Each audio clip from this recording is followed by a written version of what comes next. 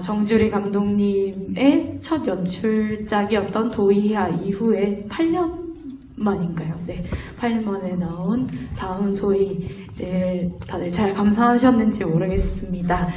네, 오늘 감독님과의 감독과의 대화 진행을 맡은 저는 주간단체 미디어센터 내의 정연아라고 합니다. 반갑습니다. 반갑습니다. 네, 오늘 많은 분들이 와주셨는데 감독님 진주에서는 처음 이렇게 집을 하시는 게 맞으실까요? 네, 오늘 관객분들께 인사 한번 부탁드립니다. 네, 진주역에 도착하자마자 급하게 택시를 타고 왔는데요. 여기 앉아서 함께 영화를 봤습니다. 굉장히 많은 분들이 와 계시다는 것을 느낄 수 있었고요. 또 영화 보는 내내 굉장히 집중하시면서 보고 계시다는 것도 느낄 수 있었습니다. 오늘 늦은 시간까지 지금 앉아 계셔서 너무나 감사합니다. 네, 저희도 사실 굉장히 오랜만에 이렇게 많은 단체가 힘을 모아서 공동체 상영을 한 것 같은데요. 저희가 생각했던 것보다 너무 많은 분들이 신청을 해주셔서 관심을 가져주셨습니다. 저희 관을 3번을 바꿨거든요.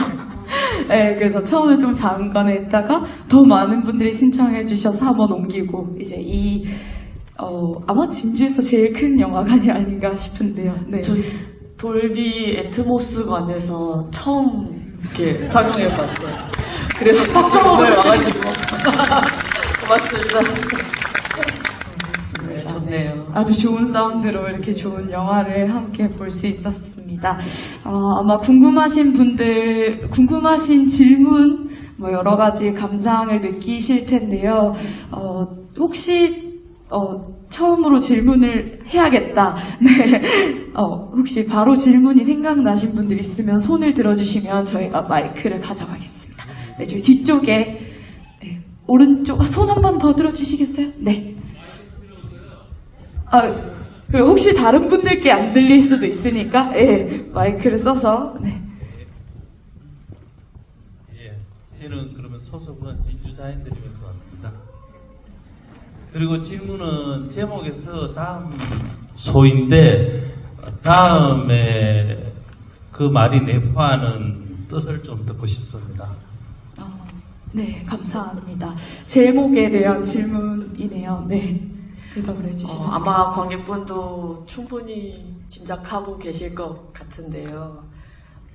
영화 속에서 보면 소희도 누군가의 다음에 온, 영화 속에서는 또 전 팀장님의 다음에 온 친구이기도 하고, 또 소희를 넘어서서 소희 다음에 올 또 누군가에 대한 걱정하는 마음, 이런 것들을 담아서 만든 이야기이기도 하고 또 상징적으로 그것을 드러내는 제목이라고 생각했습니다. 한편으로는 또 소위 다음에 온 영화 속의 인물로 유진이라는 인물이 있는데, 그 인물이 갖고 그 인물 자체가 또 우리에게 혹시 어떤 희망이 되지 않을까 하고, 그냥 마냥 슬프고 절망적인 것에서만 머무르지 않고 이 다음을 좀 그런 방향으로도 생각해 봤으면 좋겠다 하는 바람도 있었습니다. 네, 답변이 되셨을지 모르겠습니다. 저도 이제 관련 기사나 팟캐스트를 들으면서 제목이 처음에는 이 제목이 아니었다는 이야기를 들었었어요. 그 이야기도 조금 들려주시면 좋을 것 같습니다. 그거는 처음에 완전히 이 사건을 영화로 해보자 하는 제안을 받고 직후에 이제 마땅한 제목이, 사실은 전체적인 이 영화를 어떻게 만들어야 될지 아직 그 상이 잡히기 전에 워킹 타이틀이라고 하죠. 가제로 삼았던 제목이 그냥 현장 실습이었어요. 네. 그랬던 상태에서 이제 구체적으로 제가 영화를 이렇게 만들어야겠다 하고 아주 초반에 떠올릴 때, 그때 제목과 함께 이런 형식의 이야기, 영화가 반반이 나뉘고 중간에 주인공이 죽고 또 다른 주인공이 등장하고 하는 이런 전체적인 얼개와 함께 떠오른 제목입니다. 그렇죠. 아마 알고 계신 분들이 많으실 것 같지만 이 이야기는 실제 2017년에 전주에서 있었던 실화를 모티브로 해서 만들어진 작품으로 알고 있습니다. 네, 그래서 사실은 더 슬프게 와닿는 이유는 이게 정말 허구의 이야기가 아니라 정말 우리 주변에서 많이 일어나고 있고 그 2017년 전주 이후에도 계속 이런 문제들이 발생하고 있다는 게 더 마음이 아프게 와닿는 부분인 것 같습니다. 네, 혹시 또 다른 질문 있으시면 손 네, 많은 분들이 손을 들어주셨는데 여기 앞에 흰색 옷을 입으신 분, 네, 먼저 이야기를 들어볼까요? 앉아서 하겠습니다. 네네. 저는 택배 노동자고요. 좀 많이 아팠습니다. 저는 자녀들이 다 커서 이제는 이제 충분히 대화가 되는데 바쁘게 살다 보니까 자녀들하고 대화를 많이 못했던 게 영화를 보면서 내내 후회가 됐었고요. 여기 미혼도 계시고 지금 어린 자녀나 좀 성장한 자녀를 두신 부모도 계실 텐데 감독님께 뭘 질문하기보다는 여러 부모님들에게 소통을 많이 하시라. 자식들과. 그 영화 중에서 제일 마음이 아팠던 장면은 엄마가 딸의 춤을 몰랐다. 전혀 몰랐다 하고 쓰러지는 장면이 제일 아팠습니다. 그냥 소감이 드네요. 죄송합니다. 질문이 아닙니다. 감사합니다. 네, 너무 소중한 소감입니다. 네. 이게 막 눈물을 훔치시는 분들이 많아서 저도 되게 울컥.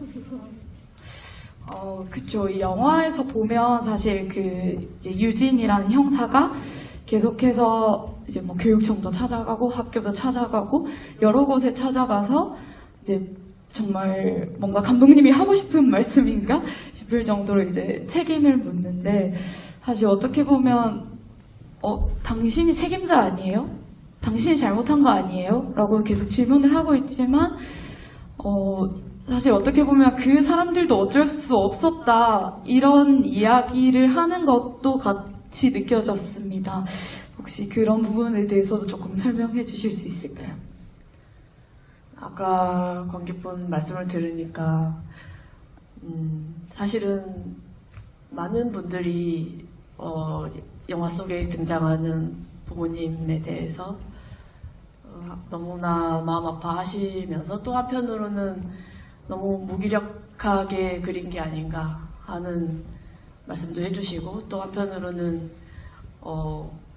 좀 이렇게 탓을 하고 싶어도 하시고 왜 그때 소희의 그 말을 들어주지 않았는지 하는 말씀도 하세요. 근데 제가 자랐을 때 어렸을 때를 돌이켜 보면 정말 엄마 아빠한테 한마디도 안 했거든요. 그거는 제가 뭐 엄마 아빠를 싫어해서도 아니고 그냥 그 처지와 그 힘든 그런 것들이 말하지 않아도 너무나 잘 알고 있으니까요. 물론 그럼에도 불구하고 더 얘기하고 뭔가를 나눴으면 너무나 좋았겠지만 저부터가 그런 것을 아마도 뭐 점차로 그렇게 됐겠죠. 그런 채로 그 학창 시절과 그 이후에도 한동안을 그렇게 지냈습니다.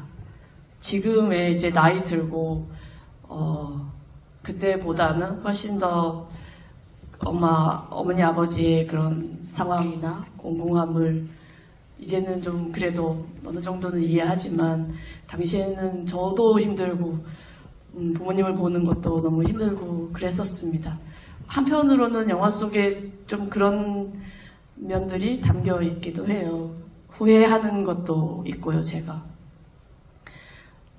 부모님은 그런가 하면 그 이외에 등장하는 다른 분들, 뭐 선생님이나 또 교감 선생님이나 저는 이제 그래도 그분들도 다 각자 나름의 이유가 있다고 생각했고요. 그래서 최대한 제가 할 수 있는 한, 핑계 댄다기보다는 본인의 그 상황을 좀, 그래도 좀 이해를 구하고 싶어 하는 그런 면들을 담고 싶었어요. 그래서 단순하게 못된 사람이나 단순하게 나쁜 사람으로 보이지 않고 그 처지에 있으면 쉽게 또 그런 말이 나올 수도 있겠지 하는 정도의 이해는 구할 수 있는, 네, 그랬습니다. 하지만 더 따지고 들어가면 당연히 책임에서는 자유로울 수 없는, 그 권한이 더 많을수록 더욱 그 책임에서는 자유로우면 안 된다는 그런 마음이 담겨 있기는 해요. 좋은 말씀 감사합니다. 네. 그리고 아까 또 손을 번쩍 들어주시면 제가 더 확인하기 좋을 것 같은데요. 네. 그러니까, 네. 네. 제 여기 뒤에 지금 손을 들고 계신 선생님께 가겠습니다. 아까도 손을 들어주셨던 것 같아서, 네, 제가 잊지 않고 기억하겠습니다만, 손을 들어달라고 하면 번쩍번쩍 들어주시면 감사하겠습니다. 네. 네. 영화 보고 지금 너무너무 가슴이 답답합니다. 근데 이 시나리오를 쓸 때 취재를 철저하게 하셨나요? 제가 직접 취재하진 않았어요. 제가 직접 당사자들을 만난다거나 아니면 콜센터에 가본다거나 이렇게 직접 제 발로 뛰어서 취재한 일은 없고요.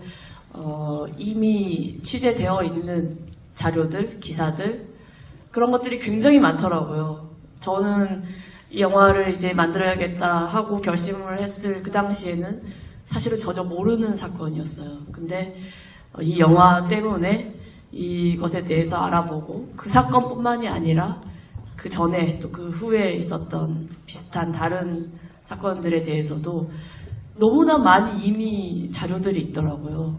콜센터라는 그 노동 환경도 그렇고 이렇게까지 자료가 많은데 내가 전혀 몰랐었나 싶을 정도로 그렇게 이미 다른 기자분들이나 또 노동계에 계시는 분들이나 그분들이 이미 만들어 놓으신 자료들이 많아서 그것을 통해서 이야기를 충분히 만들 수 있었습니다. 대화 내용이 전부 다 굉장히 사실감이 넘치는 그런 대화여서 특별히 무슨 그 영화의 예술적인 부분들 이런 부분들이 조금은 좀 이렇게 일부러 많이 가미하지 않은 건 아닌가 그런 생각이 들었거든요. 그래서 더욱더 가슴이 답답하고 현실을 이렇게 해결책이나 대안 이런 게 전혀 없지 않습니까? 여기에 근데 이 중에서 가장 좀 극적 효과를 노렸다는 거는 그 오유진 형사가 교감을 한 대 친 거 그거 말고는 달리 지극히 현실에 바탕을 둔 그 작품이더라고요. 그래서 그런 부분에서 일부러 그렇게 절제를 한 건지 현실을 담아내기 위해서 희망 없이 그려내기 위해서 애를 쓴 건지 궁금합니다. 그렇다면 너무나 잘 봐주셨네요. 일체 과장 없이 지극히 현실적인 것들로만 영화를 만들려고 노력했습니다. 그게 심지어 이 소희라는 인물에 대해서도 제가 계속해서 거리를 갖고 있어야 된다고 좀 강박적으로 생각하는 것도 있고요. 최대한 담담하게 사실 당연히 이제 실제 사건이다 보니 진짜 사실적인 것들이 있어요. 사실적인 것이라기보다 사실이요.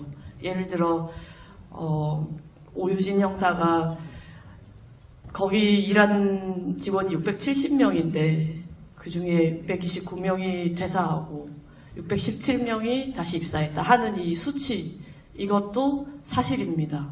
그 당시에 실제로 그 회사에서 그 밖에 뭐 예를 들어 월급 명세서에 있는 그 3번의 월급 액수 그것도 실제 액수이고요.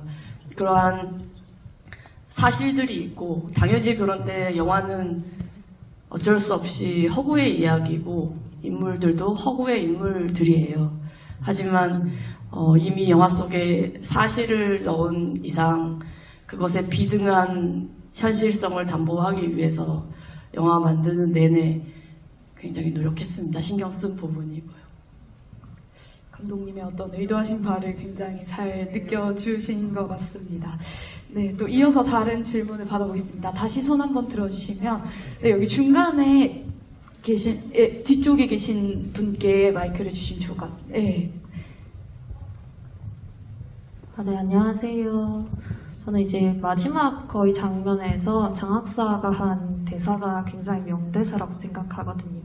적당히 하십시다. 다음은 누구 찾아가실 건가요?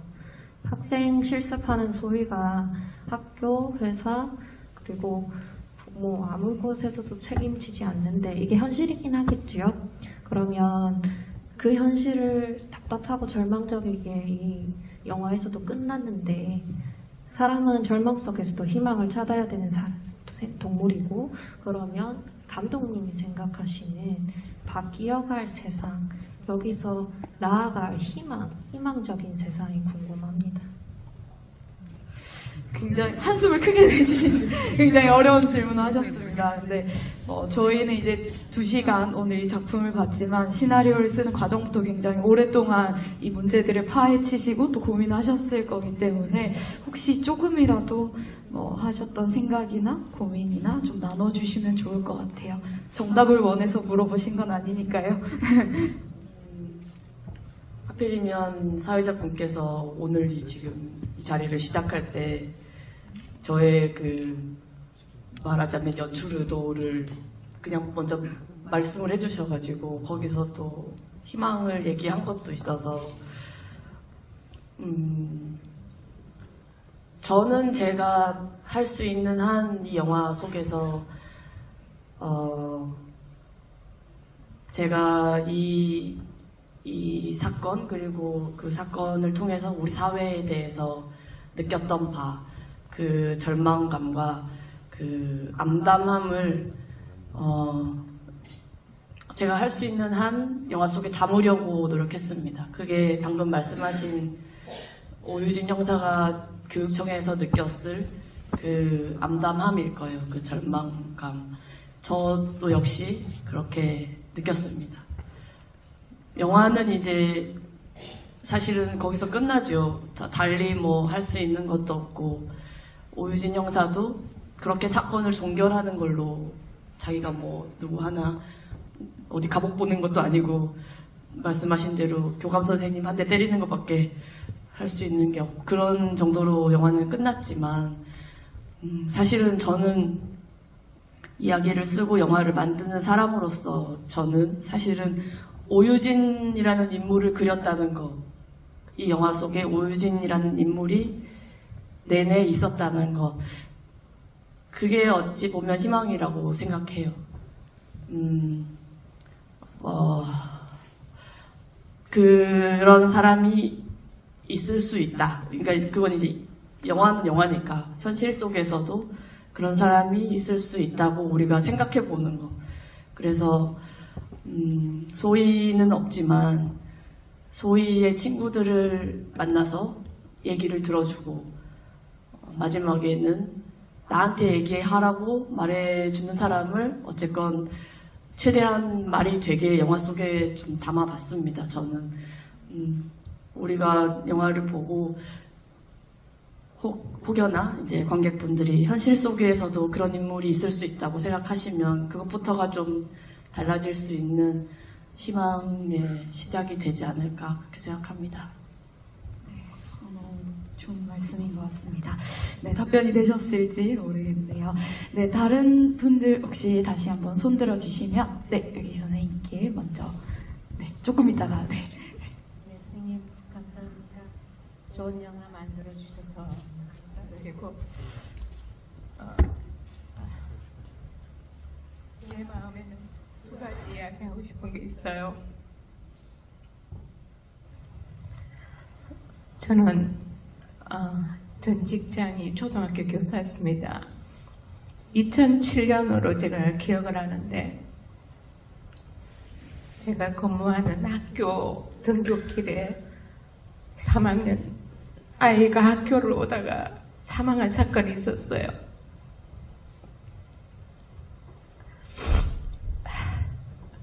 왜냐하면 어떻게 보면 소희와 같이 그냥 듣고 넘어갔을 겁니다. 저는 그렇게 알고 있는데 그 아이들이 어린 아이들이 등교하는 그 시간에 도시가스 공사를 했습니다. 너무나 큰 트럭이 학교 앞을 오가고 있었어요. 그래서 그 아이는 트럭을 피한다고 피했는데 사각지대에 있었기 때문에 1학년 동생과 손을 잡고 학교를 오다가 결국은 죽었습니다.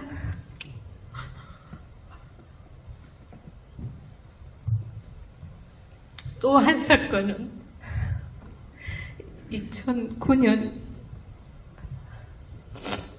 진주 제가 어느 학교에 근무할 때 맡았던 5학년 남자아이가 있었습니다.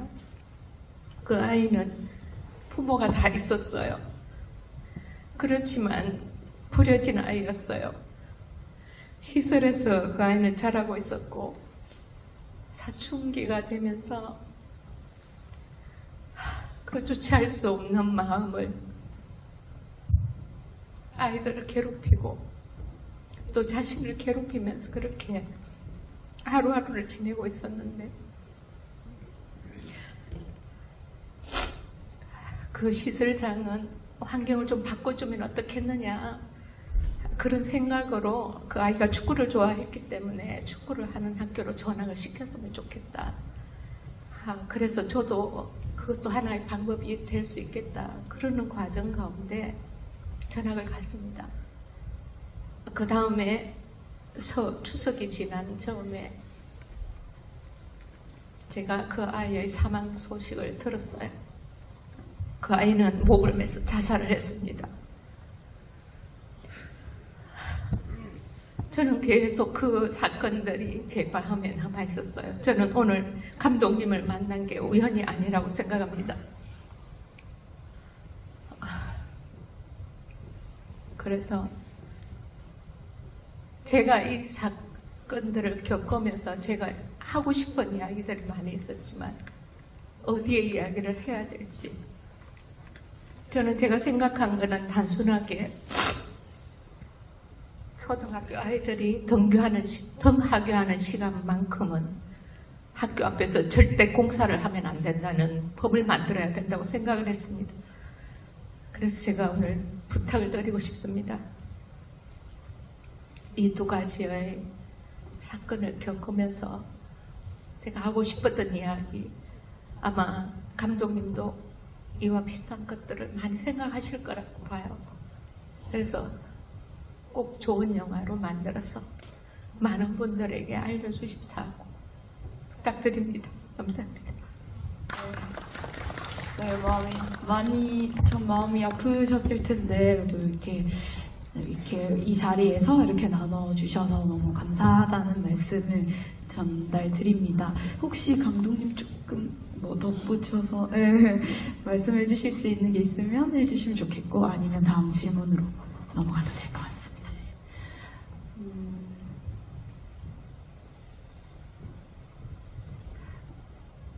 있는 아이들이라도 좀 지켰으면 좋겠어요. 정말. 말씀하신 대로 그 어린 아이들이 학교를 가는데 어떤 위험한 상황이 있을지 모르는데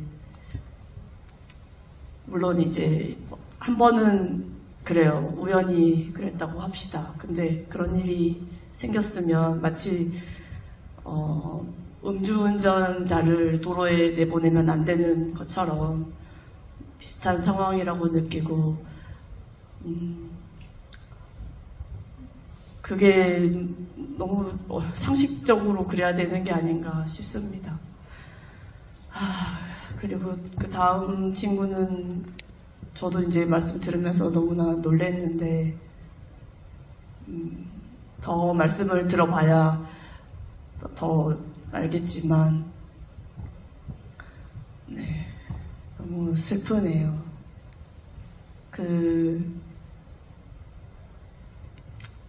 저는 이제 다음 소위에서도 사실은 여러 이야기가 있고 또 사회적인 어떤 그런 비판과 메시지도 있을 수 있지만 한편으로는 사람이 어떻게 어쩌다가 혼자서 죽어가는가에 대한 것도 있거든요. 저는 이제 생각하기를 사람이 고립이 되면 죽을 수밖에 없다고 생각해요. 그게 아무리 주변에 누가 있고 주변에 사람들이 있고 심지어 가족이 있고 하더라도 고립될 수 있다고 생각하거든요. 나름대로는 이제 이 소희라는 아이를 통해서 그런 상황을 영화 속에서 영화적으로 한번 재현해 본 것도 있고요. 그냥 망망대해에 고립되는 거나 첩첩산중에 고립되는 거나 마찬가지로 이렇게 살아가면서도 고립이 될 수 있다는 거. 그리고 그러면 선택하는 게 아니라 그냥 죽을 수밖에 없다는 그 상황에 대해서도 말하고 싶었습니다. 네. 네, 감사합니다. 네, 아까 들어주셨던, 넘어갈까요? 질문 있으신가요? 괜찮으신가요? 네, 알겠습니다. 그럼 혹시 다른 분 시간이 생각보다, 네, 여기 앞쪽에 마이크 주시면 될 것 같습니다.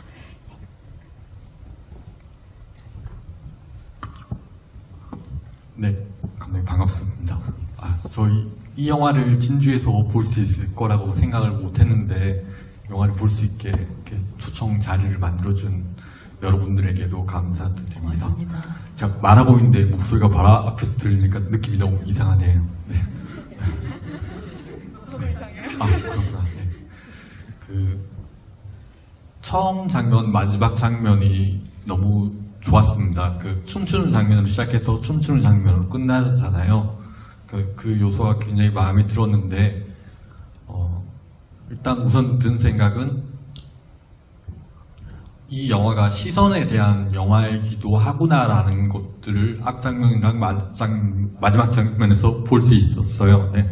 그래서 제일 처음에는 실수하는 춤, 완성하지 못하는 춤을 보여주고 있었는데 마지막 장면에 소희가 남긴 영상에서는 완성된 춤, 완성한 춤을 보여주는 거잖아요. 그리고 그걸 바라보주는 사람들이 있고, 그러니까 이 영화에서 계속해서 사람들이 들여다보지 않는 것, 현장 실습의 실상들, 수치들, 취업률에 가려진 어떤 것들, 사람들이 일부러 안 보는 것들이 있고, 또 보이는 것들, 소희와 친구들의 일상들, 그런 이런 여러 가지가 있잖아요.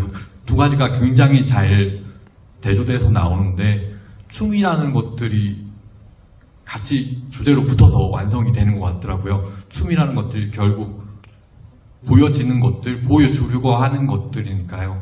그러니까 방송 댄스 이런 거 소재로 이렇게 넣었을 때 감독님께서 실제로 이렇게 하시나요?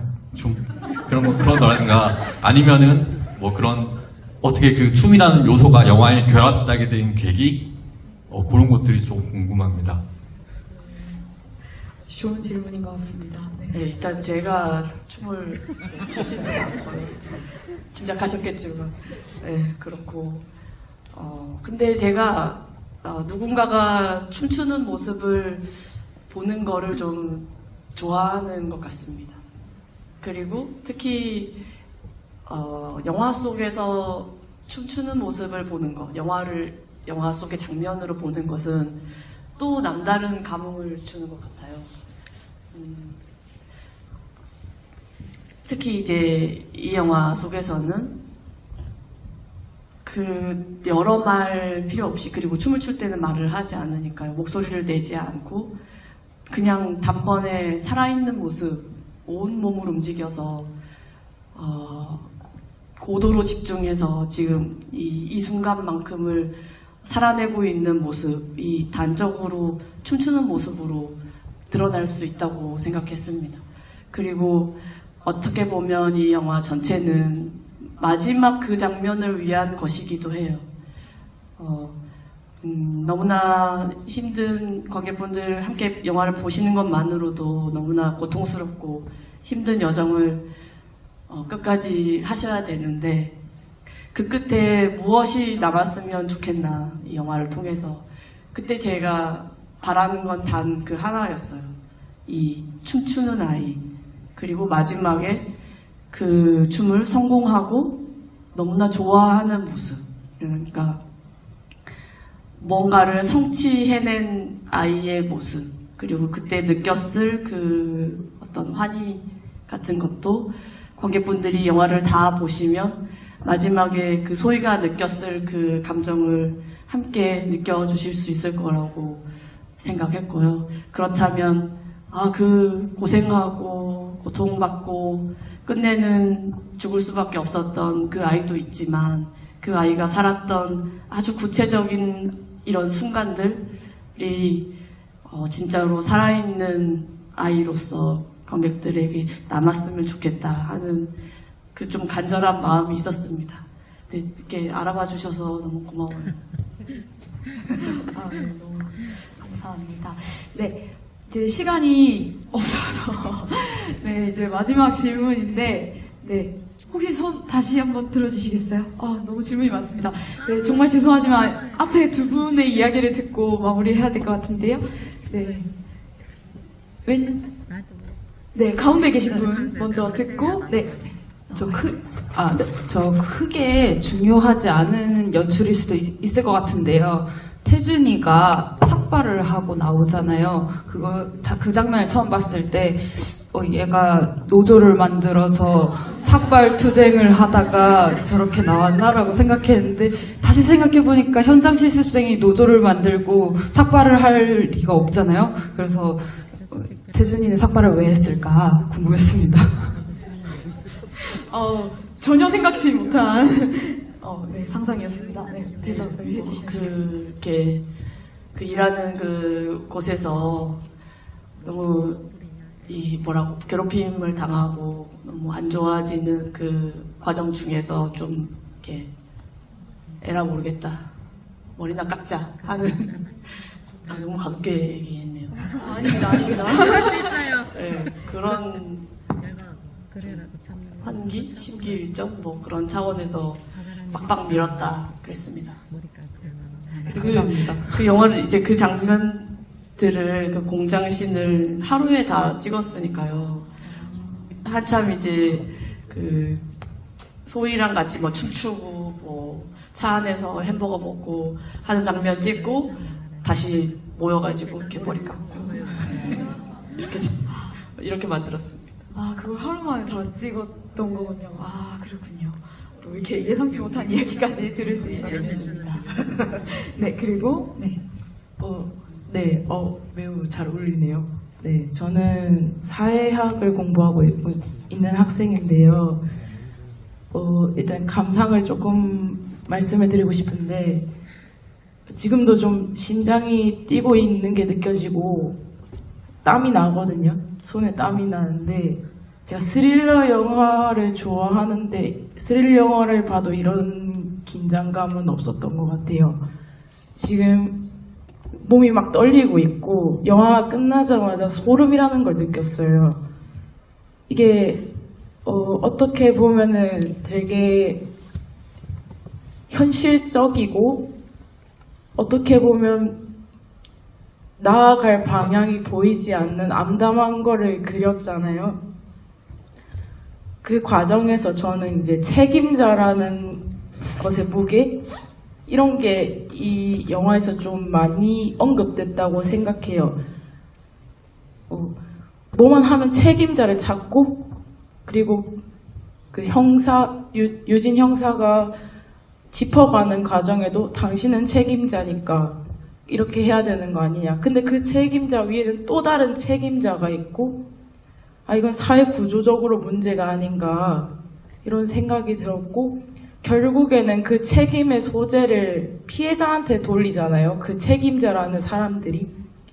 그 피해자가 선택 아닌 선택을 해야 했던 이유는 그 사람들에게는 안중에도 없고 자기들에게 주어진 그런 어떻게 보면 수치화된 것들을 중요시하는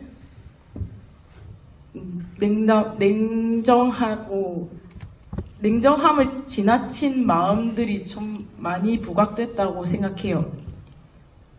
그리고 그 자살이라는 것에 대해서 학문적으로 저희 학과 교수님께서도 많이 말씀을 하시는데 자살이 결국 내몰아지는 거라고 생각하거든요, 저는. 선택할 것이 없어서 자기가 할 수 있는 게 없어서 하는 자살이 굉장히 많은 지표로 보여지고 있잖아요. 그래서 저는 그 감독님께서 생각하는 그 사회적인 자살에 대해서 조금 여쭤보고 싶었고 옆에 계신 분이 또 같이 질문을 해줬으면 하는 부분이 있다고 하셨는데 옆에 계신 분이 그 소희라는 이름이나 그 등장인물들의 이름이 되게 예쁘다고 혹시 어떻게 짓게 됐냐고 그런 거를 물어봐 달라고 하셔가지고 두 개를 같이 질문합니다. 우선 처음에 말씀해주신 그 영화를 본 이후의 그 느낌에 대해서는 제가 이제껏 들었던 그 어떤 칭찬보다 네, 너무 고맙습니다. 네, 영화 만든 사람에게 해주실 수 있는 가장 좋은 칭찬을 해주셔서 고맙다는 말씀 드리고요. 아까도 잠깐 말씀드렸듯이 죽기를 선택한 게 아니라 저는 일단 이 영화 속에 그리고 있는 죽음이 죽기를 선택한 게 아니라 죽을 수밖에 없었다고 생각했어요. 아닌 경우도 물론 있겠죠. 하지만 제가 제 주변에 거나 이렇게 바라봤을 때 마치 이런 말씀을 드리고 싶은데요.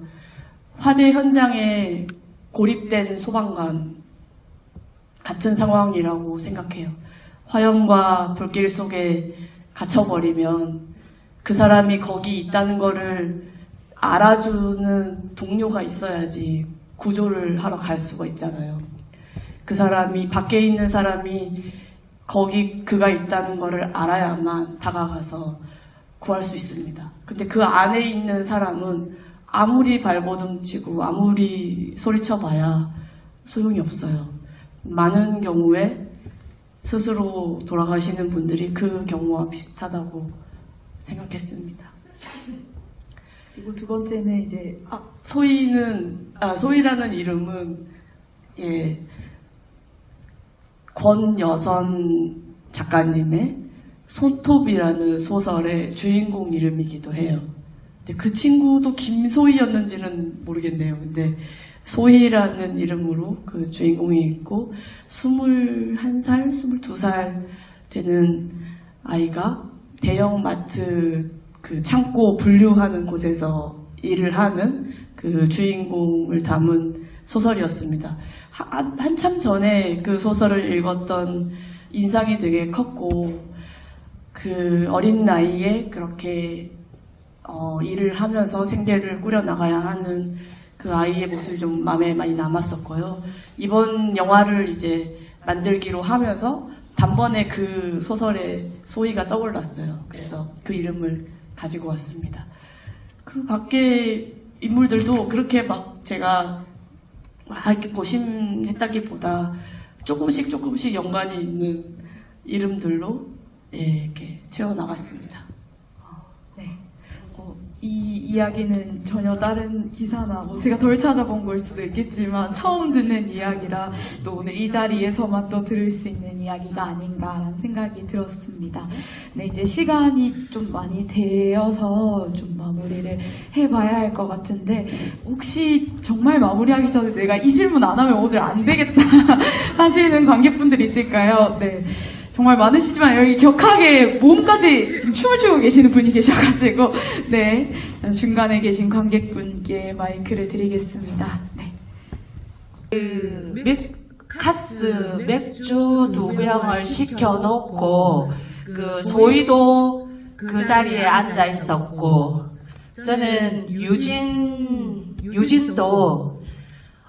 다음 소희가 될 수 있겠다라는 불길한 마음이 계속 들었어요. 그리고 다음 소희가 되지 않기 위해서 안간힘을 써고 있다. 그리고 우린 어쩌면 모두가 그럴 수 있다라고 저는 생각을 하거든요. 그곳에 앉았을 때, 그 빛의 의미, 소희의 맨발에 비쳤던 그 빛과, 유진의 발에 비쳤던 그 빛의 차이가 있나요? 문틈으로 새어들어오던 그 빛의 의미를 궁금해하신 것 같습니다. 네. 어떻게 보면 영화가 아까 지적해 주셨듯이 굉장히 좀 사실적이고 현실적이고 하는 것들로 대부분 채워져 있다 보니 그런 순간을 또 이렇게 각별하게 느껴주시는 것 같아요. 뭔가 굉장히 사실 영화적인 순간입니다. 사실은 그런 순간을 마련하기 위해서 영화를 만드는 저 같은 사람은 애를 쓰고 노력을 하는 것도 있어요. 그래서 이렇게 알아봐 주시면 너무나 고맙습니다. 그런데 그 장면에서 제가 어떻게 특별하거나 혹은 명확하게 어떤 의미를 딱 이렇게 갖고 만들었다기보다는 이제 이날이 이 소희라는 아이에게 마지막 날일 텐데 그 날에 또 마지막 햇빛이기도 해요. 이제 저물어가는 햇빛이 저물기 직전에 잠깐 들어왔다가 사라지는 빛이거든요.